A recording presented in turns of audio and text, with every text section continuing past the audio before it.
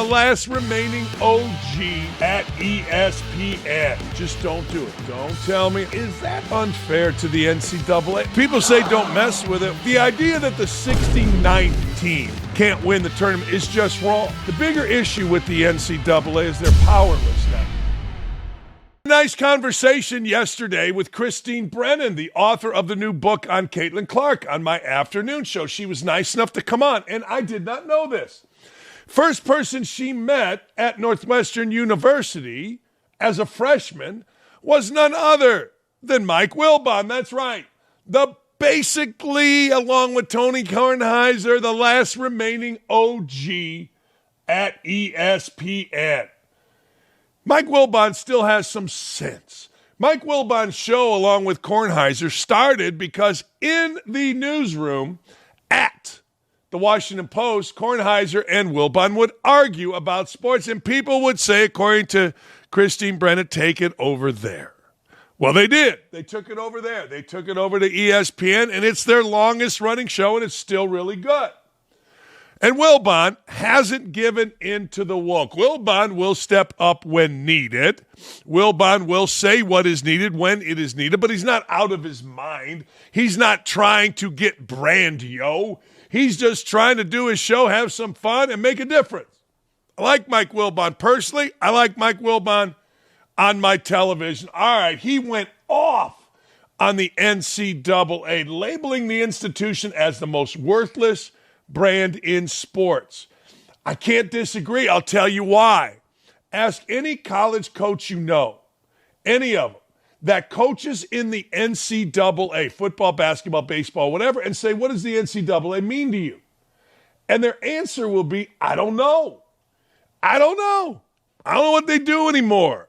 I mean, we got to do stuff. We got to send into the portal. We got to send in our rosters. We got to get kids eligible. But I don't know. That's always the answer.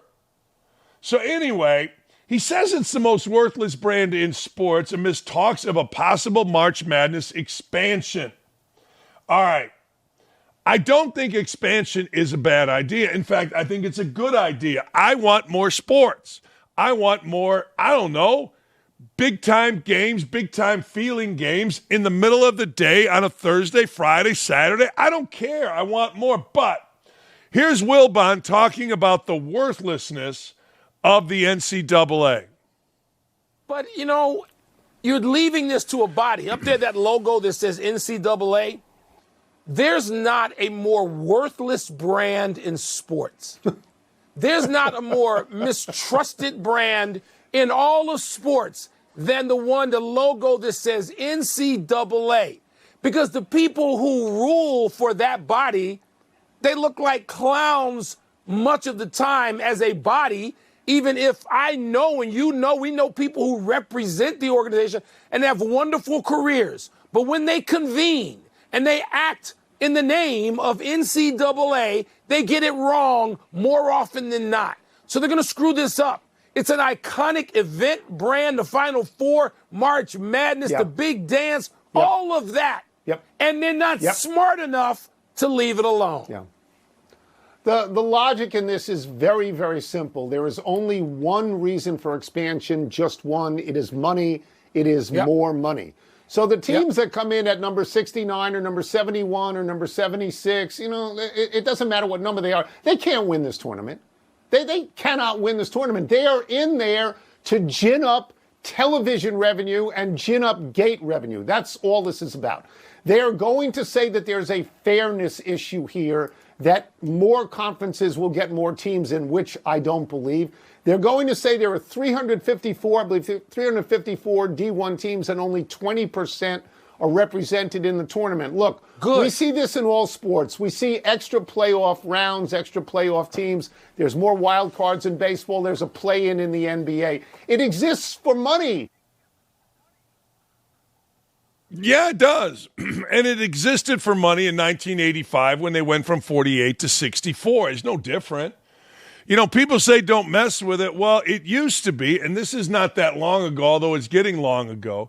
In 1974, you had to win your conference title to get in the tournament. Only the conference champions got in the tournament. In fact, Indiana and Michigan tied for the Big Ten title. They had to go to Illinois, play on a neutral site. Winner went into the NCAA tournament. So it may be, in my opinion, it is time to expand the NCAA tournament. Kornheiser is wrong about this. The 68th or 69th team does have a chance, except when, if you look at it, the 68th or 69th team is the MEAC champ or someone of that ilk. They don't have a chance to win the tournament, but they right now aren't the 69th team. They right now are in the top 33 because they are a one-bid league. The MAC champ is a one-bid league. The MEAC is a one-bid league. The SWAC is a one-bid league. What does that mean? That means they are an automatic bid if you win your tournament. So you're not 69th. You're not at all. You're 32nd or 33rd. Big difference. 69th, you can go back to when VCU had to go play in the play-in game and made it all the way to the Final Four. A couple teams have done that. That's 69th, 67th, 66th, 68th. So he's dead wrong. I would like for him to be right. I think it's interesting, but he's wrong. Now, the idea of expanding the tournament, to me, is very simple. My opinion. We have more good players now. We have more good teams now. And you only do have 20% in. I think 72 is a perfect number. I think you play another first four at another site, Omaha, where they'll sell out, and then you go play in the tournament. That's what I think. Fran Fraschilla had a beautiful tweet about it. But the idea that the 69th team can't win the tournament is just wrong. No, it's just wrong. They can get to the Final Four. I mean, look, let's be honest. If you were only going to go with who could win the tournament, then you got to look at KenPom and see somebody who's in the top 10 in offense and defensive efficiency, and there you go. That team is probable, or that group of teams is going to win the tournament. No. They got that part wrong. You know, let's just say for the sake of example, or for the sake of argument, Rutgers made the NCAA tournament this year. Rutgers had 2 top 10 picks, 2 top 5 picks in the in the NBA draft. You tell me they wouldn't be a dangerous team? You tell me they wouldn't be an interesting team to have on CBS? No. In 1985, when they expanded it, they made it more interesting. Hasn't been expansion since then. And oh, by the way, that's 40 years ago. No. The tournament needs expanded. We have more good teams. And those teams that get in the tournament, maybe they can't win, but it sure would have been interesting to see Rutgers with Harper and Bailey playing somebody in the tournament.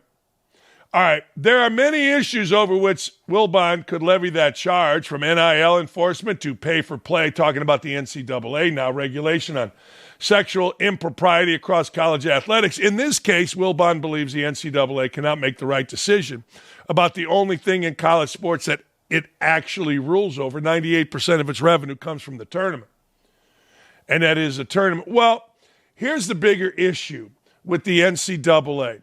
The bigger issue with the NCAA is they're powerless now. They never had the power of subpoena. So if you wanted to come see me and ask me who was cheating, which the NCAA did when I left West Virginia, I said, look, this is my thing. You know, I left West Virginia. I'm not going to talk about West Virginia. If you want to know about West Virginia, then go talk to the people that were there when they were cheating. But this is not me to be a whistleblower. And I never blew the whistle until I got tired of them coming at me 20-some years ago and there was going to be no penalty. Never. It's not who I am. Should have been, not who I am. But anyway, they don't have enforcement anymore, and their enforcement's a joke. Did you know the NCAA just put Fordham basketball on probation? College coaches laugh, and have always laughed at that. Jerry Tarkanian famously said, UCLA's cheating like hell. That means Cleveland State will go on probation. No, Wilbon's right, but it isn't over the NCAA tournament. It's things like some official saying we're going to put Leah Thomas, a dude, on a stand over Riley Gaines, a woman, in the women's swimming event.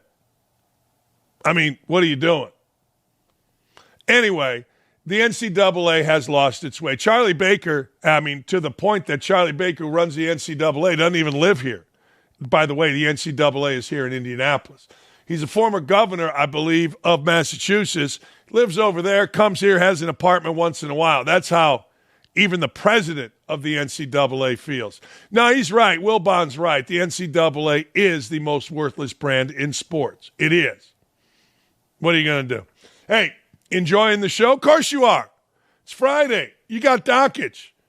Make sure you head on over to youtube.com/@OutKick/video to like, comment, and subscribe. That way you will never, ever, ever miss any of our great content. By the way, I'm going to the WNBA game tonight. I am. I can't wait. Now, one to stay quiet. Colorado head coach Deion Sanders made some headlines recently by speaking at the Big 12 Media Day, believing there needs to be a salary cap for programs. I think he's right. All you got to do is look at college football and see what those teams spent. $22 million allegedly is what Ohio State spent. Money well spent, because that national championship, I'm guessing just in gear alone, got you back to $22 million, not only in increased revenue for the school in terms of enrollment, applications. All you got to do is look at college football and see what those teams spend, and you'll understand darn well why they're in the playoffs. Well, of course. That's why my school, Indiana, has a real shot, particularly in basketball. Indiana got that green, yo. I don't know. Now, wait, though.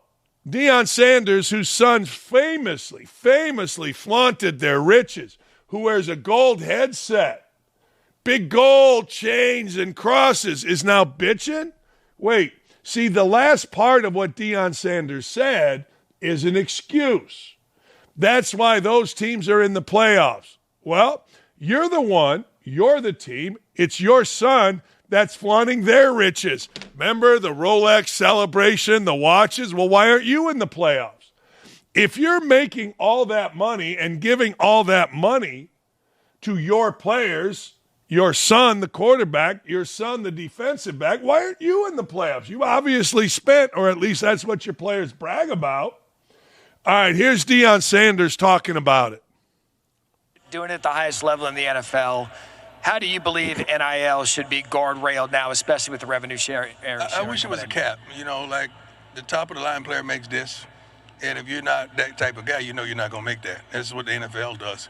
So the problem is you got a guy that's not that darn good, but he could go to another school and they give him $500,000, and you can't compete with that. That don't make sense. And you're talking about equality, not equality, like equal. I guess it's equality. And all you have to do is look at the playoffs and see what those teams spent.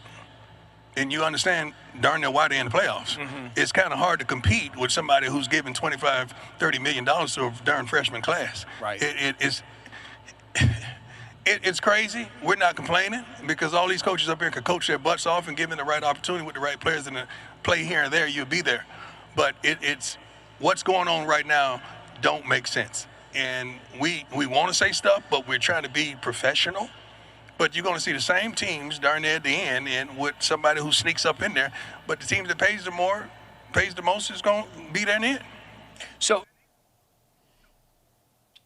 well, let's understand this isn't anything new. And the only thing new about it is teams are paying. But the same teams that have all the money have been in the playoffs year after year after year after year. Let's look at it. Texas Longhorns, Oregon Ducks, Michigan Wolverines, Ohio State Buckeyes, LSU Tigers, A&M Aggies, Hurricanes from Miami. The new one, though, is the one at the bottom, Texas Tech. That's a new one. But let's be honest, Texas should be in the playoffs regardless of NIL. Oregon has been. Michigan, Ohio State, LSU have all been in the playoffs. Texas A&M under Jimbo Fisher was mismanaged, or probably would have been either. Miami making a comeback because of money. The bottom three have advanced. But truthfully, even before NIL, I don't know, the top five have always been in there. It's like people say, well, now in college basketball, you got the haves and have-nots. Memo, before NIL, I coached at a have, Indiana, and a have-not, a real have-not, Bowling Green. And this is before NIL. Oh, it's stark. You know it from the moment you walk into your office, the difference. But that's all right. Deion shuts down an athletic reporter who tries to ask about his health and not his team. Here's Deion Sanders not talking about his health. David, I'm with The Athletic. Coach, what have been the challenges of your health issues, and what did an average day look like for you? Athletic, sometimes y'all be on that bull jump, so I'm really not going to tell you much. All right. You know that. But I'm not here to talk about my health. I'm here to talk about my team. You know what an average day look like for you on the range? Every day I'm looking good. I'm living lovely. God has truly blessed me. Not a care in the world. Not a want or desire in the world. Thank you, sir. All right, appreciate it. Well, I mean, I got to tell you, fair question. I think it's a fair question to ask. I think it's a fair question for Deion Sanders to respond to and say, you know what? I'm not answering. He always has that option, but it is certainly a fair question for a reporter to ask about his health. I mean, Deion Sanders really has been open as the coach of Colorado, very open. So if you're going to be open, well, you know what? Maybe I'm going to ask you about your health and see if I can get an answer.